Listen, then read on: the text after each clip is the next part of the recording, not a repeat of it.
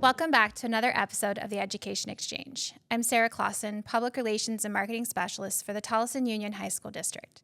Today is our very first episode where we are taking it to the classroom. We have a brand new teacher. His name is Kylor. My name is Kylor Kawaihae. I am a new biology teacher here at Tolleson Union High School. It's my first year teaching ever, and I'm just really excited to be here. All right, so we do want to learn a little bit more about you. Specifically, where did you come from? Because I know that you're not native to Arizona. Yes. So what is home for you? Home for me is Hawaii. I was born in Hilo. I was raised in a little town called Papeko for a little bit. And then about, I would say, like 5 years old, closer to 6, my mom moved back down here. And this is where I called my second home for, I believe, like 20 years of my life. Yeah. Is your mom from Arizona? Yes, my mom is from Arizona, and then my dad is originated from Hawaii. Okay, awesome. And Yes. brothers and sisters? I have two younger siblings. One sister, she actually lives in Virginia now, and then I have a little brother. He lives in Hawaii. Awesome. Where in Arizona specifically? Like, where did you go to school? So I grew up in like the Glendale, Peoria area. I went to a elementary school called Oasis, and then went to high school at Centennial. Okay. Went there, played football there, did almost everything there, and then I just moved down to Tolleson maybe, I would say almost a year ago. I lived in Mesa for a little bit and then moved back down here. Where did you go to college? I went to GCU. I went to Grand Canyon University. I got my bachelor's in biology for pre-medicine. Why biology? I've always loved biology. It's been one of my favorite subjects, just science in general. I've always loved just anything to do with science. So when I got the opportunity to just go and deepen my knowledge in science, I took it. I actually have a funny story of why I went to GCU, but Tell me. okay. So I actually went to GCU because I had a wrestling scholarship for there, and I was going to do wrestling, but that was the year that they disbanded their wrestling. Oh, no. Yeah, they disbanded their wrestling Program? yes, program sports. And then decided, I was like, oh, I'm still going here. What do I need to do? And I was like, well, I've always loved science, and my parents always wanted to push me into like being a doctor or stuff like that. So I was like, why not? Let's do science. Let's do biology. Let's try to go into pre-medicine. So your intentions originally at GCU were to be a wrestler? Yes. You didn't have like an academic path as well? No, I was just living the dream. I was a wrestler, thought I was just gonna make it big, go to the Olympics, stuff like that, Wow. and just basically do wrestling my whole life. But I mean, things happen for a reason, and I kind of feel like I wouldn't be here today if that didn't happen, and I wouldn't be teaching science, like a subject that I love. So at GCU, wrestling was the initial goal. Are we going to see you back on the mat, on the court, on the field, anywhere here in Tolleson? Actually, yes. So the season's just starting, so I will actually be the special teams coordinator for girls flag football this year. I'm super excited for that. And then after that, we'll get into winter sports, which is I will be coaching for wrestling. I do not know for boys or girls yet. We're still in the mix for that. And then after that as well, I will be helping with the boys volleyball club here at Tolleson. You're going to be very busy. I have definitely filled up my plate for my first year teaching. Super excited, nervous about it, but I think I can handle it. Maybe.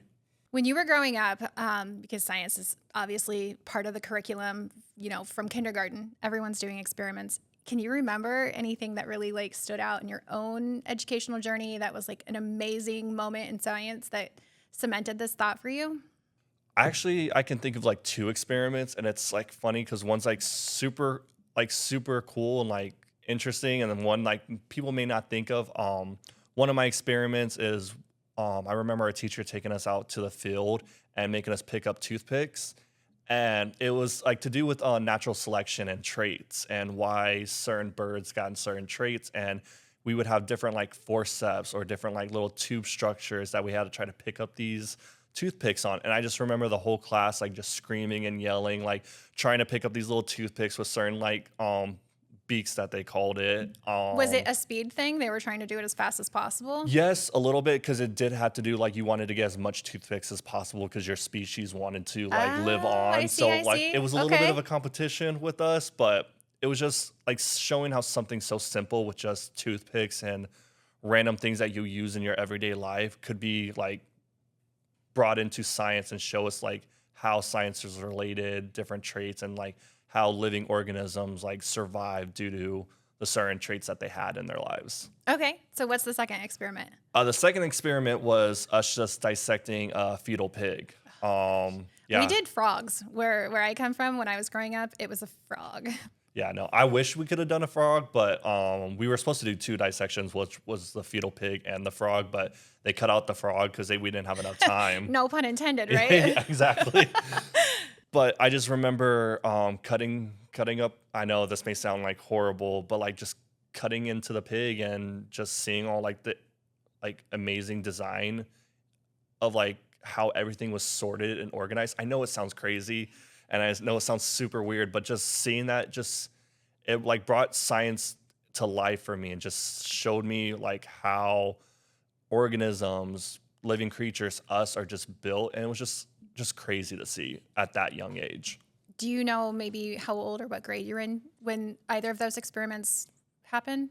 I know both of those were during my high school Oh, times. okay. The forcep one was definitely my freshman year, and then I believe the pig dissection was like my junior year, so around 15 to 17 years old. I would say that those Okay. happened. Okay. So then your experiences at GCU.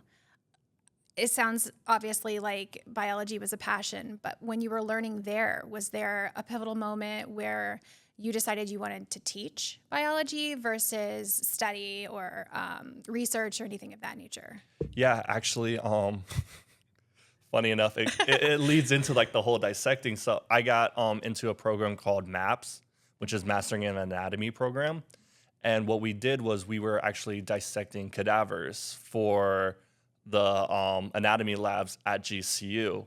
And during that time, it was like an Excel program. So we were getting a little bit more boost on what we were doing to like give us an edge for when we go into medical school. And during that time, I became the bones lead and the cardiovascular Bones lead. bones lead. Yeah. So I was helping just freshmen at the time, like study up bones, like where every bone is located, what certain like bone disease that they can get, anything to do with bones. I was that person starting off. Okay, the bone guy. Yeah, the bone guy, basically. And then Okay. then I became the cardiovascular lead, which is just everything to do with the heart and blood vessels and anything to do with that type of system. And I was just teaching students like my age, like just teaching them all these different types of systems, the most advanced like section that they can be doing at that moment. And I just remembered why like I loved doing this. It was like kind of that like little special like moment. Like I knew the answers, I knew what to do, and I wasn't just holding it in for myself. I was helping someone else that was in my shoes during freshman year. I was scared, I was nervous, I didn't know what to do until I had my mentors help me out, and I wanted to do the same for someone else that may be bug-eyed in the middle of the classroom, not knowing what they need to do or what they need to learn. Okay, that's great. Yeah. All right, so you graduated from TCU, Tolleson. So how did you find your way from GCU to our district? Oh, that's a long story. I after GCU, I worked in food service I was doing food service while at GCU. What year did you graduate? 2021. Okay, so Yes. pandemic, Yep. the whole world's starting to come alive. Yeah. Yeah. And just focused on working. Definitely wanted to like get my own place. Me and my one of my best friends from GCU time, we wanted to like move out of our parents' house. We were like, we're done with this. Let's be our own person. So we were just saving up money to move into our own place. So I was working food service for a long, long time. Left there, did construction, then electricity. Like I was an electrician for a good like year. And then luckily my girlfriend, she is part of a program called Teach for America. Uh-huh. Yeah. Yeah. And so I saw that, I loved it, and I just reminded myself like I didn't want to keep on going to job after job. I no disrespect for anyone working in food service, but I hated food service. Worst section It's ever. hard. Yeah. It's a hard Yeah. job. It's not for everybody. Yep. And then construction and electricity, being an electrician, just being out in that heat, up in attics in this type of heat. I was Seriously. like, I'm good. So when I saw her doing that, I was like, this is my opportunity to be a teacher, and not only be a teacher, but be into like a Title I section type of school district that I was a part of, and I knew like the ins and outs. I knew like the struggles in that. So when I saw that, I was like, this, like, it couldn't be any better. It was like almost, I don't like to sound like that person, but like it was meant to be like, like destiny almost. So let me understand something real quick here. So were you also a part of Teach for America? Or Not, it was just that you were a little close to that knowledge because of your girlfriend? yeah, so not yet. I was just close to that knowledge because she was going through it. By the time like we were dating for a little bit, but I didn't really know about that until like she got into it, and it was like around her first year. That's when I started getting to like know a little bit of like what their program was, their mission, and everything. So like about that time, that's when I wanted to join their mission and their program. And sadly enough, the first time I like applied for it, I did it super late. Oh, So I didn't get in. So that's when I was just doing other like random jobs to just make money. And then second year came around, applied, and now I'm here. I got to be part of the program, do summer school, learn like their mission and what they want to do. And now they brought me here to Tolleson where I can strive to the teacher I want to be. so for someone who may be listening or watching this podcast and they're not familiar with Teach for America, can you kind of explain, is it like an internship kind of program before you get your first true year teaching? Yeah. So it's similar to that. It's kind of like a little internship. We learn basically everything that you need to do with like being a teacher, classroom management, relationships, just basically like the ins and outs of it. And then yeah, you have like a little internship where they teach you. You go over to a school and you do summer school for a little bit. That where you start off like for my class, for example, I only had like 6 students in my class for summer school, and you just learn how to just teach and just be a teacher with a set curriculum. And during that time, they give you advice, your grows and glows and grows. So Okay. yeah, they show you a little bit what you need to work on, what you've been excelling at, and then after that, they kind of just send you out. Like it's kind of like a little like baby bird thing. Like you learn a little bit, and then you're pushed out of the nest. Yeah, go fly. Go fly, go fly, exactly. And then so while we're doing that, it's really great because we get our alternative teaching certificate. Okay. So we're able to teach while getting our master's in education. So it's a good standpoint where like people like that can't afford to do master's right away and wait that time period to teach. They can teach while doing that. So did you pursue your master's? Yes, I'm actually in my master's right now. You So are. I just did my first summer course in ASU, and now I think in the next week I will be starting my fall semester. Goodness. Okay, so first year teaching and your and your master's program. Yep. Okay, that's great. Good luck. Thank you. Just kidding. Okay, so let's rewind just a bit. Again, you came here because of the Teach for America program. It kind of introduced you to Tolleson. You like the vibe that we have here where we're serving a population that's a Title I school, something that you could relate to. You got hired.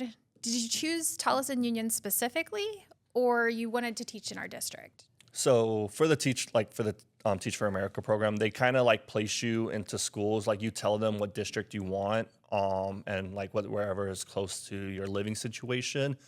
So then they'll pick like a school out of there. But I personally, there's like 2 things why I wanted this school. Number one, it's like not even like less than 5 miles away from my house. So I was like very good for like commute wise. So Yeah. can't beat that. But then after being in this community for about a year, I just love the people here, what they stand for. Just honestly, everyone's like been so nice and welcoming, like all my neighbors, just a wholesome community. And then when I got onto the district website and just checked out the mission here and what they're looking for in their students, I was like, I want to go here. So I may or may not ask my coordinators, like, hey, put me in Tolleson Union High School, like, see if I can get in there.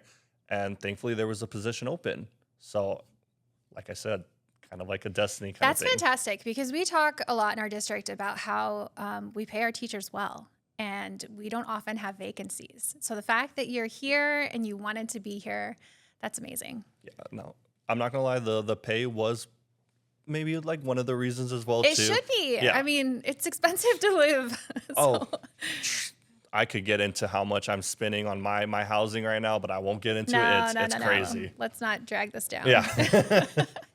Okay, so you're here. And I Yes. think while we're recording this podcast today, there have been 4 days of school. Yeah. Okay, so tomorrow would be your 5th day. And you're teaching biology. Is it all grades? Is it a specific grade that you're teaching? Mainly sophomores, juniors, and some seniors. Okay. Not really a freshman course, but it just depends if sophomores, if they choose this path first, or juniors, if they took chemistry first, and then now they're taking biology. And here as a new teacher, do you have a mentor or some other kind of support system that can help you? Yes, I have way too many to count right now. Really? Yes. Honestly, everyone in my PLC leads, like my other biology teachers here, the chemistry teachers here, almost any person in the science department has been a complete and utter help to me. They've been there for me to talk to me what I need and just be the shoulder to like lean on. I have my support coaches here as well to help me. I am also for TFA, we have a better lessons coach as well, which is just like a program that's like a side coaching that helps you with very specific means that you need. And then I have a MDLD, which is the TFA coach. MDLV? MDLD. MDLD, which Yes. stands for? I do not know. After a year with them, I Okay. still don't know what that means. Okay, that person. Yes. But I have them as a coach as well. So I have like maybe, if you like with a coach in their name, about 6 coaches in total, and then just the You have too community. much support. You get paid too well Basically. and you have too much support. Yeah. Like, gosh, it's the worst. I know, right? I have so much to complain about. It's so awful. Okay. 5 days in. Yes. How has it been so far? I know everyone's getting like their sea legs, right? Or their land legs or whatever the expression is. Yeah. How are you doing? Let's be honest. It's 5 days in, and I still don't know how to answer that question, to be honest.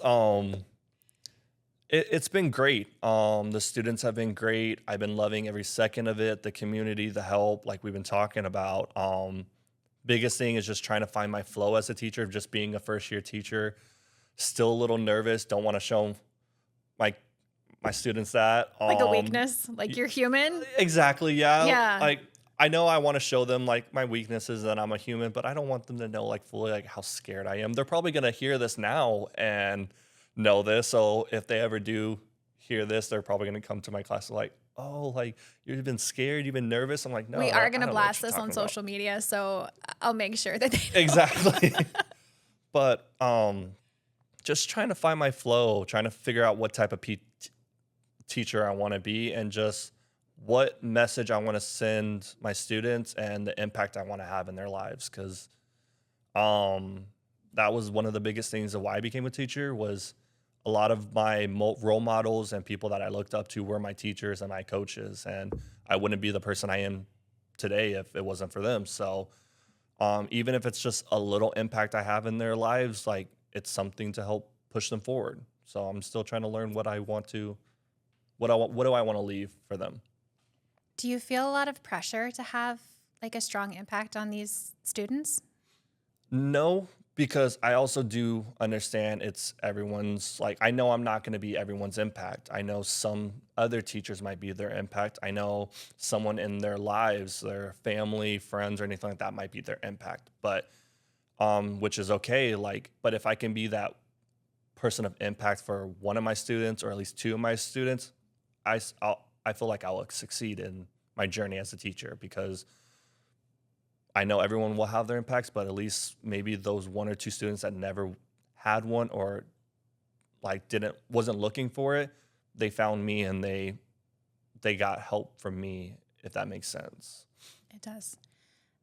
Did you ever question if high school was the right place for you, as far as the grade to teach, like high school age teenagers, or were you considering younger grades, younger kids? So actually, I forgot to mention this. I was a paraprofessional as well. So I worked a lot with the ISS kids at Pueblo del Sol Middle School, which is in the Isaac School District. After spending time with the 6th, 7th, and 8th graders, absolutely loved them. I think 2 of my 8th graders did come here. I still haven't seen them yet, Okay. but their parents work in the administration over there, so I was going to ask them and talk to them about it. But I love them. I miss them, but I am really happier teaching high schoolers than I am with the younger kids. They are just a lot more rowdy. They are full of energy, which I love. Like, don't get me wrong, but as a first-year teacher, I needed a little bit more stability with my students than chaos, which I'm not saying all middle schoolers are like that, but they just have so much energy. No, I get it. Yeah. I do. Yeah. So I love the stability that I have in my classroom and my students have. So I think I definitely made the right choice by picking high schoolers. All right, one final question for you. So this is the beginning of the year. Do you have expectations for how the year will go? Like if I'm talking to you in May and, it's the last week of school, when you look back on this year, what do you want it to look like for you? Well, one goal is to finish decorating my classroom, having some cool stuff up here, maybe some student artwork, stuff like that. That would be really cool. I've visited a couple teachers and I see all their like school, like their student like artwork posted on the wall. So I would love that. But honestly, just at the end of the year, the biggest thing is saying that I survived it, which sounds bad, but it's also like true, like that I did this, that I was able to get through my first year teaching, that I accomplished all my little goals that I have for myself as like professionally and personally in my life, and be able to like stand tall and be saying that, oh, I know next year will be better. And I know like even you can be teaching for like 10 years and like you're still like learning, you're still growing. But now I know like I have my foundation fully set. Now let's build up on that and let's continue to grow, because that's all I want to do. Well, we are so glad that you're here. We're glad that you're a Wolverine. Thank you so much for joining us on the podcast. Thank you for having me. Thank you again for tuning in to the Education Exchange, where we aim to enlighten our parents and empower our students.